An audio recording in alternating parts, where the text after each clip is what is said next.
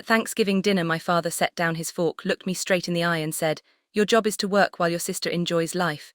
If you have a problem, there's the door." No pause, no hesitation, just the truth they'd hidden for years. Chloe didn't flinch, my mother stayed silent, and in that moment I understood I wasn't a daughter, I was their workforce. I didn't argue, I simply stood, walked into the Portland rain and made the choice that would unravel everything they depended on. Before I tell you the rest, where are you listening from, and what would you have done in my place? My name is Amanda, and for most of my life, people assumed I was the steady one, the girl who could lift what was heavy, fix what was broken, and keep the family business breathing, even when no one else bothered to try. I grew up in a glass greenhouse on the outskirts of Portland, the kind that always looked warm from the outside, but felt cold when you were the one working inside it. While other kids spent weekends biking around their neighborhoods, I was hauling soil bags twice my weight, kneeling in the damp earth with numb fingers, pretending it was normal because my father called it building character. Lowe never touched the dirt. She floated through childhood like a guest of honor. Private lessons, warm rooms, soft hands that never once lifted a crate. My parents said she had potential, as if the rest of us were just scaffolding to hold her up. I remember watching her practice dance routines in the heated sunroom while I stood outside in the rain mud, splashing my boots, wondering why love came so easily to her and never seemed to reach me. Even as adults, nothing changed. Lowe moved through life cushioned, supported, praised for the smallest effort, while I became the invisible engine running beneath everything. I managed inventory, checked bills, handled the repair calls no one else knew how to make. My father would pat my shoulder like I was a dependable machine. My mother would murmur that I was strong, which was her polite way of saying I could survive neglect. The truth was simpler. I kept the family afloat because no one else would. I kept hoping that if I pushed through just one more crisis, they'd finally see me not as the labor but as the daughter. So when we all sat down at that Thanksgiving table, the candles lit, the food steaming, the room filled with everything that should have felt safe, I thought foolishly that maybe it would be different. Maybe the years of carrying their world would finally count for something. But the silence between us had been built long before that night. And the moment my father opened his mouth, I realized this wasn't a crack in the relationship. It was the truth of it. I felt the shift before the words even left his mouth. The way my father leaned back in his chair, the way my mother's eyes dropped as if she already knew what was coming. Chloe twirled her wine glass, pretending she wasn't waiting for the show. And then it landed. Sharp and casual, like he was commenting on the weather. "Your job is to work while your sister enjoys life." For a second I thought I'd misheard him. The turkey steam rose between us. The candles flickered and every childhood memory lined up in my head like witnesses. But he didn't blink, he meant it. Every syllable had been waiting years to come out. My mother didn't flinch. She pressed her napkin into her lap and avoided my eyes the way she always did when she agreed with something cruel, but didn't want the responsibility of saying it herself. Lowe sat straighter, smoothing her hair like a queen, adjusting her crown. I tried to breathe just once to steady myself. "Dad, that's not," he cut me off with a wave of his hand. "If you have a problem, there's the door." There it was, the line that didn't just bruise, it severed. Years of effort. Every bill I quietly handled, every crisis I solved, every moment I carried, what they dropped, reduced to a dismissal so clean it didn't even sound angry. It sounded practiced, familiar, like something he'd been rehearsing for the day I finally questioned the arrangement. My fork clinked against the plate. No one moved to pick it up. I looked around the table, searching for even one face that looked conflicted, regretful, unsure. Nothing. My father was rigid and unbothered. My mother was small and silent. Lowe was almost smiling, like she'd been waiting for this hierarchy to be spoken out loud. The room felt suddenly too tight, too loud, too bright. Every plant in the greenhouse behind us, every leaf I'd missed trimmed, saved, pressed against the glass like an audience watching me realize my role wasn't daughter, wasn't partner, wasn't family. I was infrastructure, replaceable, expected.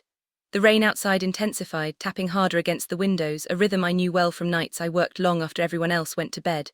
My father's words echoed with each strike. Work, sister, door, and something inside me, a part I'd kept quiet for years, finally snapped into clarity, not from rage, though there was rage, but from recognition. This wasn't a misunderstanding, it was the blueprint they'd built their lives on. I felt myself sit back, shoulders loosening, breath steadying. If this was the truth, then I didn't have to keep pretending we were something we weren't. I lifted my eyes to theirs, and that was the moment before I even stood up. When everything between us began to break, I didn't raise my voice. I didn't slam my hand on the table the way Lowe might have if someone ruined her day. Instead, I felt a strange calm settle over me, like a storm pulling back just far enough to make the air eerily still. I pushed my chair back, the legs scraping against the hardwood, and every face at that table turned toward me, not out of concern but out of annoyance, like I was interrupting their evening. "Fine," I said, my voice level, steady. "I'll leave and you can start paying your bill." For the first time all night. Someone reacted. My father's jaw twitched, my mother's eyes widened. Lo froze with her glass halfway to her lips. They all understood what those words meant. They just never thought I'd have the spine to say them. I reached for the key ring hanging at my belt. Heavy warm from my body heat filled with years of responsibility I never asked for. Keys to storage rooms, delivery vans, inventory locks, cabinets of tools no one else knew how to use. I unclipped them, held the weight of them for a single heartbeat, then dropped them onto the table. The sound wasn't loud, but it cut through the room like cold metal slicing fabric. No one moved to touch them. I walked toward the back door that opened to the greenhouse, the place where I'd spent more hours than in my own bed. I pushed it open, and a blast of winter rain swept in, sharp and freezing, scattering napkins and blowing out 2 candles on the table. My mother gasped softly. My father cursed under his breath. Chloe whined that her hair was getting damp, but I didn't look back. I stepped into the storm, letting the rain soak straight through my coat, and crossed the path to my car. I didn't run. Running would imply fear, and fear was the one thing I felt loosening its grip with every step. Inside the car, the world felt muted, softened by fogged windows and the steady hum of the engine. I gripped the steering wheel, not to steady myself, but to anchor the realization that this was the last time I would ever carry their burdens. 40 minutes later, I unlocked the door to my studio apartment. Warm, quiet air greeted me, scented with potting soil and the faint citrus of the lemon oil I used on the shelves. My plants, my real plants, were thriving, green, lush, climbing the exposed brick in patterns that felt like freedom. I slipped off my wet coat and went straight to my desk. My laptop glowed to life, reflecting off the leaves around it. My fingers moved without hesitation. Cancel recurring payments. Revoke shared access, remove my authorization from anything tied to the nursery. Each click was a breath I hadn't allowed myself to take in years. Then I opened the folder I'd been avoiding. Inside was the paperwork for the account my grandmother had left for Amanda's future. $150,000 gone, drained years ago. The signature on the withdrawal form was supposed to be mine. It wasn't. Linda's handwriting always curled at the edges, like she was trying to make even her deception look delicate. The betrayal hit with a coldness deeper than the rain, not anger, clarity. They hadn't just used me. They'd stolen what my grandmother meant for my independence and funneled it into Lo's lifestyle. I closed the folder gently, almost tenderly, the way you might close the eyes of someone you'd finally stopped hopping would wake up different. They wanted me to walk out the door fine, but they had no idea what it meant when the person holding up the entire house finally let go. I didn't hear from them for almost a full day. The silence wasn't peaceful, it was expectant, like the pause before a glass hits the floor. I knew exactly how this would go. First confusion, then irritation, then the familiar entitled certainty that I would come crawling back because that was the role I'd been assigned since childhood. But on the morning of the second day, the messages started. Gregory, Zone 3 isn't missing, get over here and fix it. Then another, inventory is dropping. This is thousands of dollars, stop being dramatic. Then Lo, mom is crying. My audition is ruined because of this negative energy. Can you just handle it? Negative energy. That's what she called decades of unpaid labor. I muted the notifications and focused on the design proposal in front of me. My hands were steady, my breathing even. They could rattle the greenhouse all they wanted. They no longer had access to the foundation. By noon, the buzzing stopped. For a moment, I allowed myself to imagine they understood. But entitlement doesn't die. Quietly, it mutates. The next morning, as I stood in a meeting with senior designers reviewing structural load requirements for a rooftop garden, the receptionist's voice cut sharply through the intercom. "Amanda, your parents are here. They say it's urgent." The room fell still. My stomach didn't drop the way it once would have. Instead, something inside me braced, like stepping into cold water on purpose. "I'll handle it," I said, offering a brief apology to the partners before stepping into the hallway. The lobby was all glass and polished concrete, bright with winter light. And in the center of it stood Gregory and Linda, looking smaller than I'd ever seen them. Their clothes were wrinkled, their eyes frantic. Linda clutched her purse like it was a life raft. Amanda, my father, boomed, trying for authority but cracking on the second syllable. "This has gone on long enough. You need to come home and fix what you broke." I stopped several feet away, letting the distance speak for me. "I didn't break anything," I said quietly. "I just stopped holding everything together." Gregory stepped closer. "We have nowhere to go. The landlord wants payment and they said the account bounced. That's not my problem, I answered. You told me I wasn't family, just labor. Remember the door you offered me? His face re-ended confusion, turning to fear. Don't twist my words, I'm not twisting anything. I reached into the folder tucked under my arm. These are your words. I held up the photo of the withdrawal document, the one with my forged signature. The moment my father recognized it, his shoulders caved as if the weight of the truth hit him physically. Linda made a choking sound. Amanda, please, you don't understand. We needed the money. Chloe needed a chance. You stole from me, I said, voice steady. From a fund Grandma left for my future. You didn't take a loan. You didn't ask. You forged my name to pay for an apartment Chloe couldn't afford. Chloe wasn't there, but her shadow hung heavy in the air between us. My mother's hands trembled. We were going to put it back. You had 3 years, I replied. You didn't put back a single dollar. Gregory tried to recover his old authority. You wouldn't dare report this. We are your parents. The sentence was meant to remind me of duty. Instead, it revealed his last illusion that biology was immunity. I took a single step forward, close enough for him to see that nothing about me resembled the daughter he once commanded. I already filed the report with the Financial Crimes Division. I said they're reviewing the documents now. He staggered back like I'd struck him.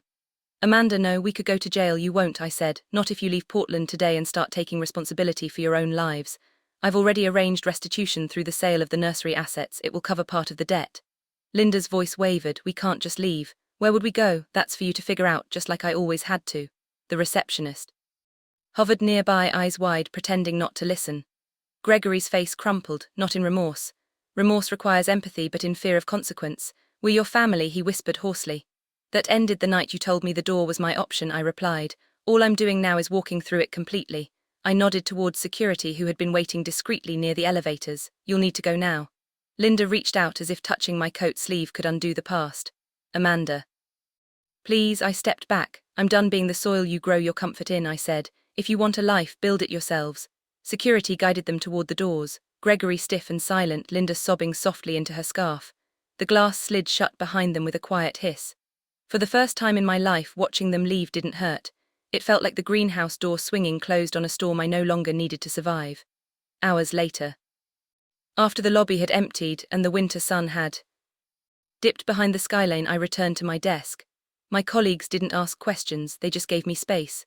The kind my family never offered. I opened my laptop not out of habit but out of intention. My future was no longer tied to theirs. No more payments, no more rescues, no more years lost to a loyalty that only flowed one direction. And as I sat there surrounded by sketches of gardens I hoped to build someday, I realized something with a clarity sharp enough to cut. I hadn't destroyed their world, I had simply stepped out of it and watched it collapse under the weight of its own neglect. In the weeks that followed, the fallout settled into place exactly the way it always should have, according to reality, not fantasy. Without my income propping up their lives, the nursery couldn't survive a single audit. The land was sold off to cover debts. The greenhouse glass went to a grower outside the city. And for the first time in decades, Gregory and Linda had to live as people, not as monarchs of a kingdom I had built for them. Gregory found part-time work as a night attendant at a warehouse on the industrial side of Portland. Linda started helping at a local co-op market on weekends, sorting produce with the same hands that once forged my signature. Chloe moved north, sharing a cramped apartment with roommates while juggling shifts between auditions and retail. None of it was cruel. It was simply natural consequences. I didn't celebrate their struggle, but I didn't save them either. My energy went somewhere better, into the 5 acres of raw land I purchased outside the city. Wild, uneven, overgrown, but mine. The first morning I walked it, misted rising from the soil, I knelt, pressed my palms into the earth and felt something I hadn't felt in years. A beginning, not an obligation. I return to that land often now, watching the first shoots push through the soil, slow but certain. It feels nothing like the life I left behind. Out here, growth doesn't demand sacrifice. It asks for patience, intention, and honesty, the same things I finally chose for myself. Their choices shaped their path. Mine opened a new one. And in the quiet of my own future, I can finally say the words that changed everything. Simple as that. If my story feels familiar, share your own and subscribe so you don't miss what comes.